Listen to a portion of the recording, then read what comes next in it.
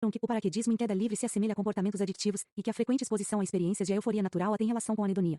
Dificilmente eu chamaria pular de um avião a 13 mil pés de altura de euforia natural, mas concordo com a conclusão geral dos autores. O paraquedismo em queda livre pode ser adictivo e pode levar a uma persistente disforia, se realizado repetidamente. A tecnologia permitiu-nos empurrar os limites da dor humana. Em 12 de julho de 2015, o ultramaratonista Scott Jurek quebrou o recorde de velocidade ao correr a trilha dos Apalaches. Ele correu do estado da Geórgia até o estado do Maine, nos Estados Unidos, uma distância de 3.523 quilômetros, em 46 dias, 8 horas e 7 minutos.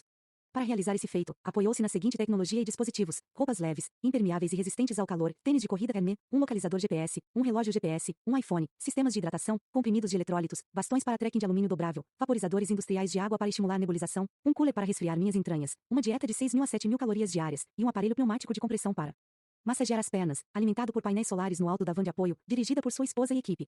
Em novembro de 2017, Lewis nadou 1 quilômetro em águas a menos 3 graus Celsius, perto da Antártida, com nada além do seu traje de banho. Chegar até lá exigiu viajar de avião e por mar desde sua casa na África do Sul até as ilhas Geórgia do Sul, um território britânico ultramarino. Assim que Puck terminou de nadar, sua equipe levou-o rapidamente para um navio próximo, onde ele foi imerso em água quente e lá ficou por 50 minutos, para trazer sua temperatura corporal interna de volta ao normal. Sem essa intervenção, com certeza ele teria morrido. A escalada do capitão por Alex Honnold parece a realização humana definitiva, sem o uso de tecnologia, sem cordas, sem equipamento. Apenas uma pessoa enfrentando a gravidade, numa demonstração de coragem e maestria no desafio da morte.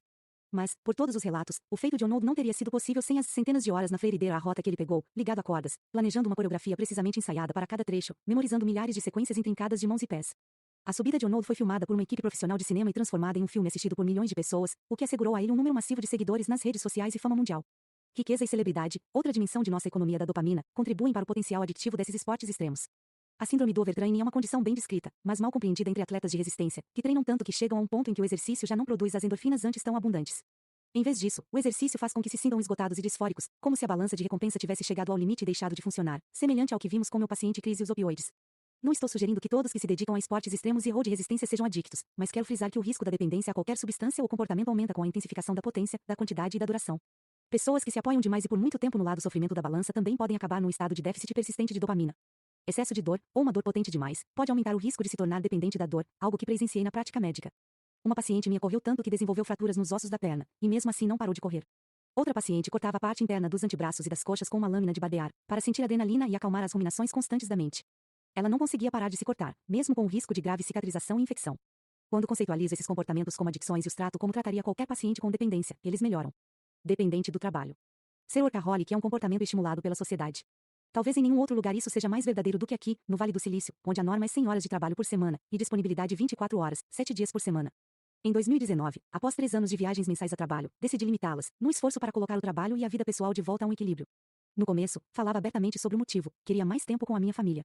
As pessoas pareceram tanto contrariadas quanto ofendidas que eu declinasse seus convites por um motivo tão prosaico quanto tempo com a família. Acabei recorrendo a dizer que já tinha outro compromisso, justificativa que encontrou menos resistência. Ao que parecia, trabalhar em outro lugar era mais aceitável. Incentivos invisíveis são agora entremeados no tecido do trabalho corporativo, desde a perspectiva de bônus e a opção de ações até a promessa de promoção. Mesmo em áreas como medicina, profissionais de saúde veem mais pacientes, prescrevem mais receitas e realizam mais procedimentos por serem incentivados a fazer isto. Recebo um relatório mensal sobre a minha produtividade, com a avaliação de quanto faturei em prol da minha instituição. Por outro lado, os trabalhos braçais estão cada vez mais mecanizados e desligados do significado do próprio trabalho. Trabalhar a serviço de beneficiários distantes traz uma limitação de autonomia, um modesto ganho financeiro e pouca sensação de um objetivo comum. O trabalho segmentado de linha de montagem fragmenta a sensação de realização e minimiza o contato com o consumidor do produto final, ambos básicos para uma motivação interna. O resultado é uma mentalidade work hard, play hard, na qual o hiperconsumo compulsivo torna-se a recompensa no final de um dia de trabalho maçante.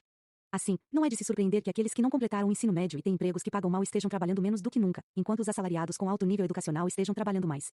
Em 2002, os 20% dos trabalhadores mais bem pagos tinham o dobro de probabilidade de trabalhar até tarde do que os 20% mais mal pagos, e essa tendência continua. Os economistas especulam que a mudança se deve às gratificações mais altas para aqueles que estão no topo da cadeia econômica produtiva. Às vezes, quando estou engatada num trabalho, acho difícil parar. O fluxo de concentração profunda é uma droga em si mesmo, liberando dopamina e criando sua própria euforia. Este tipo de foco obsessivo, embora altamente recompensado nas nações modernas ricas, pode ser uma armadilha quando nos impede de conexões íntimas com amigos e família pelo resto da vida. O veredicto da dor. Como se respondesse à sua própria pergunta sobre ter se tornado dependente da imersão em água fria, Michael comentou. Nunca perdi o controle. Por 2 ou 3 anos, tomei um banho gelado de 10 minutos toda manhã. Agora já não estou tão nessa quanto costumava. Faço isto, em média, 3 vezes por semana. O que realmente é incrível é que passou a ser uma atividade familiar, e uma coisa que fazemos com amigos. Tomar drogas sempre foi um ato social. Na faculdade, uma porção de pessoas caía pesado. Era sempre todos sentados juntos, em roda, bebendo ou cheirando cocaína. Não faço mais isso. Agora, um casal de amigos nossos vem em casa. Eles também têm filhos, e a gente faz uma reunião em água gelada.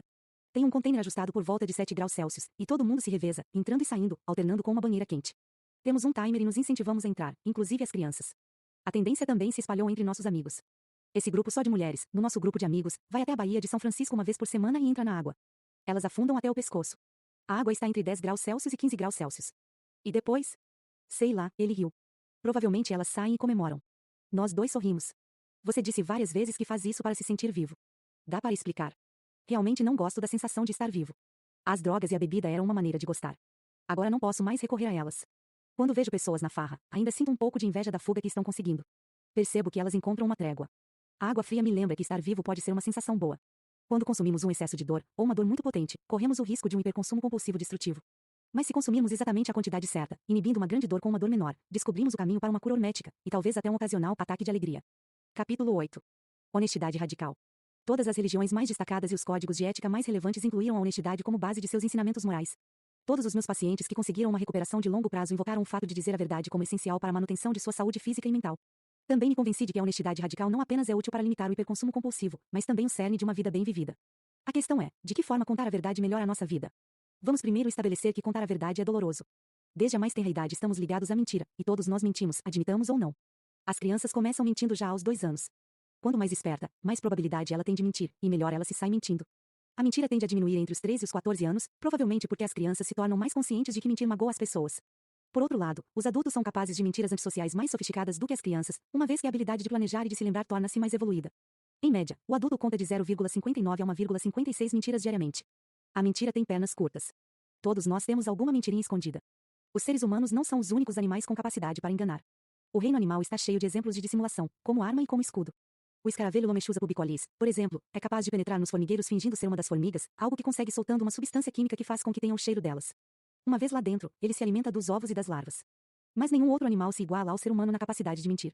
Os biólogos evolucionistas especulam que o desenvolvimento da linguagem humana explica nossa tendência e habilidade superior para mentir.